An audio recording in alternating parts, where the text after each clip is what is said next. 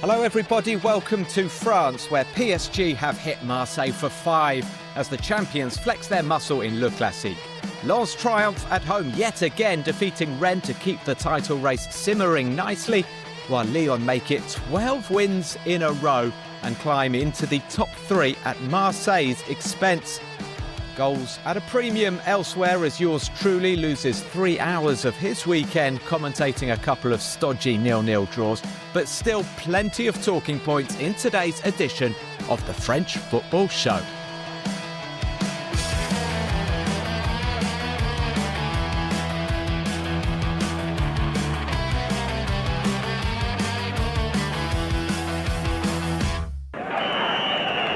Now, Paris Saint-Germain had a terrific weekend in Ligue 1. They fired 5 goals past their arch-rivals Marseille at the Parc des Princes to remain 2 points clear of Lens at the top. Andy Scott, you were commentating this for the international audience. Tell us about it. And please do start with the pre-match show, which involved Booba. I've been looking at my my social media feeds this morning. Everybody's talking about Bad Bunny at the Super Bowl. The Super Bowl, by the way, is something which I cannot and will not get behind.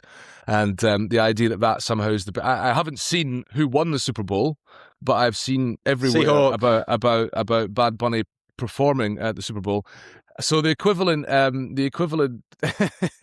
show in Ligue 1 last night was a pre-match concert by Booba. I think I'm assuming some of our listeners probably are familiar with, Booba. But one thing you can say about this, obviously, is this is Paris against Marseille. It's kind of like East Coast, West Coast in the US on the rap front. So you've got the big Marseille rap scene and then the kind of Paris rap scene. And Booba obviously represents the Paris rap scene. And this was a concert which was kept under wraps, no pun intended, by PSG. So it was meant to be a bit of a surprise ahead of the match.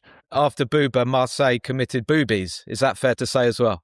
Yeah, Marseille. So I think, when you look at the scoreline, it's worth pointing out the PSG biggest win in the history of this fixture. There've been a few 4-0s in the last decade. They won 5-1 at the Velodrome in 2017, but there'd never been a 5-goal winning margin. And it's easy to look at that and think PSG brilliant, back at their very best, playing brilliantly. And they did play very well for large spells of the game. But really, the story is how bad Marseille were. And I think that, PSG, we talked about on this podcast at length a couple of weeks ago, how they're perhaps not quite at the level they were at, and we thought, well, maybe they're going to get there, but they're not at that point just yet. Marseille have had some poor results recently, but, they should be able to give PSG a game, certainly a better game. I mean, we saw them beat PSG earlier this season and then only lose on penalties in the Trophée des Champions exactly a month ago. They just capitulated. Their defence was all over the place. De Zerbi brought in Benjamin Pavard, played with 3 centre-backs. They got pulled all over the place for the opening goal early on, and then they just, Leonardo Balerdi had quite honestly, one of the worst performances, I think, of any player in this fixture. And that might sound harsh, but he was dreadful. He got 1 out of 10 in L'Equipe. He was culpable for a couple of the goals, including the second one. And it was Marseille's performance is the big talking point, really concerning for them. They're now 12 points behind PSG, and I think the big thing for them now is that there's a real risk that they're not even going to get top 3. Remember, top 3 is what you need to be automatically qualifying for the Champions League next season. 4th goes into the qualifying rounds, and we're seeing Lyon keep winning, potentially pull away from Marseille. They play each other in a few weeks, and will Roberto De Zerbi still be there at the beginning of March? At the moment, that doesn't look entirely certain. No. I think, from my point of view, the defending from Marseille was just not good enough. And that, when I look at this current Marseille side, they've got a big squad, they've got a high wage bill, but I think in defence they've got to improve looking forward to next season. I think Balerdi's been a long-serving player. He's had some good spells. He can be a leader, which is why he wears the captain's armband, but ultimately I don't think he's good enough. Pavard has unfortunately flopped. I think Naïf Aguerd, who wasn't there on Sunday night, is probably the only one who is good enough right now to be a Marseille centre-half. But I want to focus a bit more on PSG with you, John. Ousmane Dembélé scored 2 fantastic goals, particularly the second one. Yeah, the defending was bad, but Ousmane slaloming past a couple of defenders, smashing it high over the goalkeeper, Geoffrey de Lange. Medina scored an own goal, Kvaratskhelia, and then Kang In Lee adding further goals in the second half. John, this was it down to Marseille being bad, or can we take a lot of encouragement from this from a PSG perspective?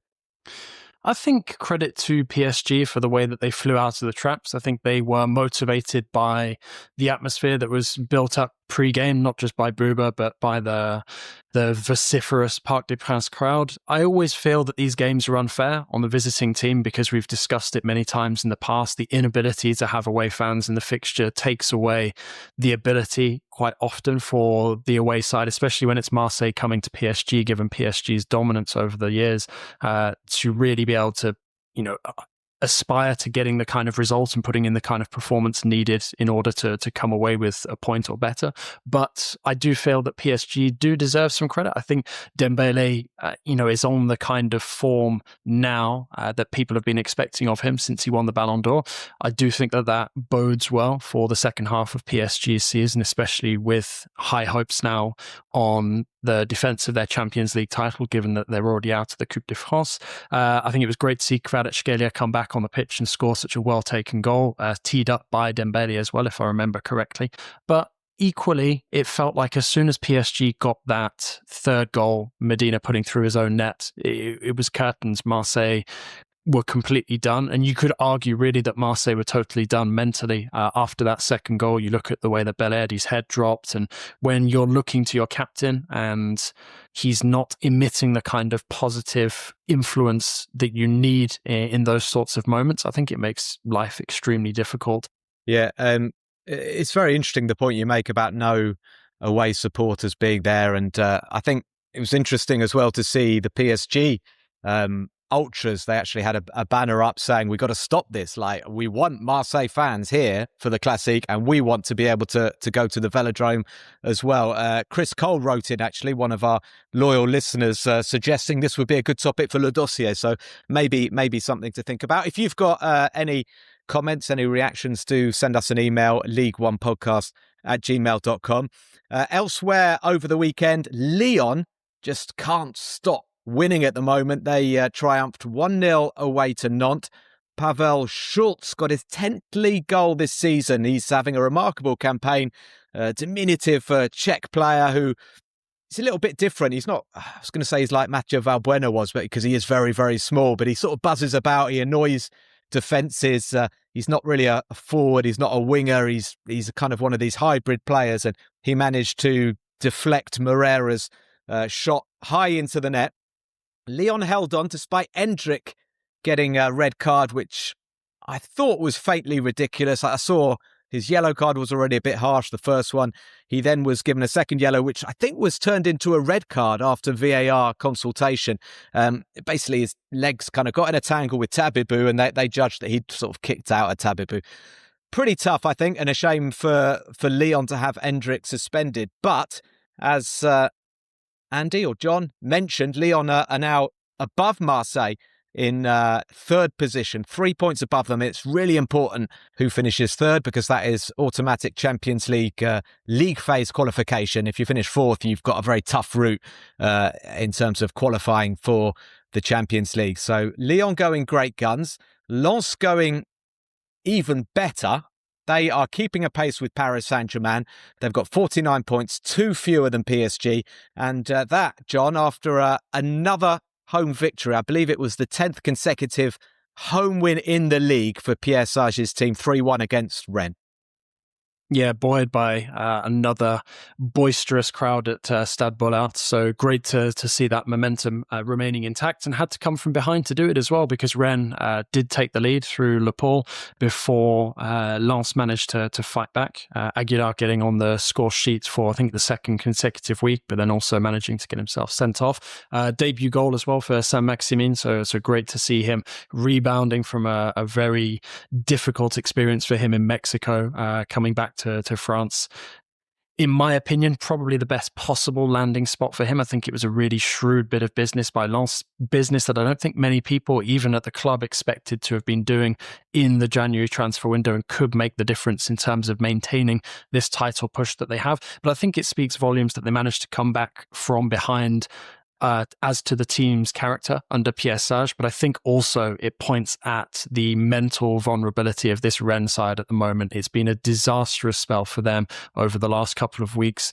You look at that heavy defeat in the Coupe de France, people were talking up the possibility of Rennes maybe being able to aspire to make a deep run and challenge for silverware, and it just feels like Rennes right now relinquishing the possibility that they had of getting themselves into the European mix. But Lens showing no sign of letting up in terms of their momentum in keeping this title race going.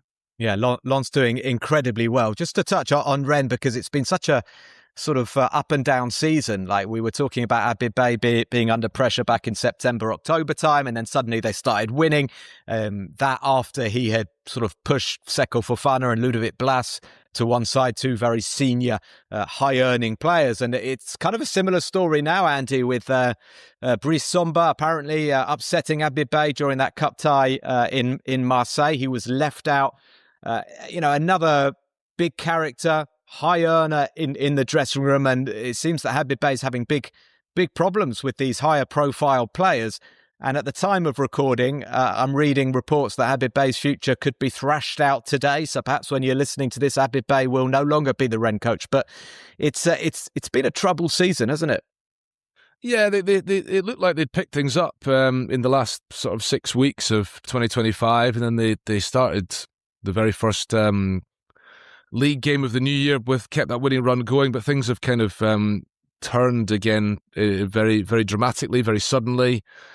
And the danger for them is that sort of been holding on to a European place and perhaps helped by the results of the teams behind them this weekend. But you've got 4 or 5 clubs within touching distance, and the danger is for Rennes that they slip back down into mid-table. They've kind of ended up in mid-table in the last couple of seasons.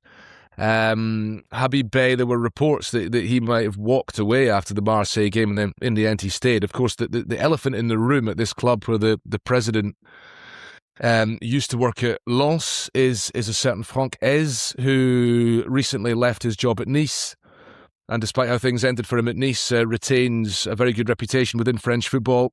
Yeah, good point to mention Franck Hez, who's from the region as well and worked as a youth coach at Rennes and at Lorient in the past. So, yeah, there is that shadow as well, the shadow of Franck Hez over Abibé at the moment. It wasn't a goal-filled weekend elsewhere. 2-0 to Brest against Lorient. Lorient, who were unbeaten in 12 matches before that. Labo Lascari and Ludovic Ajorc scoring for Brest. The Côte d'Azur derby was maybe predictably a damp squib. Nice and Monaco had each lost 7 league games out of their last 10, and they played out a goalless draw. So two crisis clubs, Monaco in particular, are going to have to improve massively if they're to trouble PSG in their Champions League playoff. Angers won, Toulouse 0. This was special for the goal that was scored right at the end by Lilian Raoul Lissoa. Check it out if you haven't seen it yet. Raoul Lissoa, who grew up in Toulouse and was briefly part of Toulouse's youth teams, scoring a sensational winner for Angers, who move into the top half and they push Monaco down into the bottom half. Now, the games I commentated, Metz 0, Lille 0. Lille had 16 shots in that game, including 1 on target that came in the 96th minute. It wasn't a great Friday night for me or for the viewers. Auxerre 0, Paris FC 0. That was on Sunday afternoon. A little bit better, I would say. A little bit better, but yeah, not great. The only other game I haven't mentioned, we'll get a quick comment from the lads here. Le Havre 2, Strasbourg 1. This was maybe a bit of a surprise because Strasbourg have been doing really well under Gary O'Neill. We know, though, that Le Havre are a tough side. Zagadou scored the opening goal. Martial Godot equalised. He's having a really good season. But a player then sent off, Ismaël Doucouré, the Strasbourg defender, in the first half, and Le Havre got the winner through Issa Soumaré. John, Le Havre, first of all, looking good to stay up. They're 13th now, 23 points, and they're one side, going back to our initial discussion about financial problems. They've been completely, pardon my French, but shafted by the whole TV rights fiasco. And Didier Digard, with virtually no resources, is doing really well. Yeah, absolutely. I think that Le Havre and Angers deserve massive credit, especially the two coaches. So Digard, you mentioned already, but Alexandre Dejeu as well for Angers. I think they're working absolute wonders right now, and they are proof that there are clubs in France who can compete without these, major amounts of money. Just on Strasbourg, I think that it's back-to-back league defeats now for them, but they did beat Monaco in the cup during the week, so they've still got a very exciting finish to the season in store, because they've got the Conference League latter stages, they've got the cup to aim for, and the next few league games, I'm just looking at this: Marseille away, Lyon at home, Lens at home. And now they're just outside the top 6 at the moment, despite the stuttering form in general over the last few months, but those are 3 huge games, so keep an eye on them. Yeah, we've got some cracking games coming up next weekend, including Rennes PSG. I'm going to Roazhon Park. I'm really looking forward to another 0-0 draw. Surely not. Rennes PSG, there'll be goals aplenty in that one. Thank you so much for joining us today, everybody. I would like just to ask you to take a little moment to subscribe to us on Spotify, Apple, our YouTube channel as well. Do get involved. Do leave a rating. Do send us an email if you've got any comments as well. Ligue1podcast@gmail.com. Thank you very much to Andy Scott and to Jonathan Johnson. From myself, Matt Spiro, it's time to say goodbye. We'll see you next week. Ciao, ciao.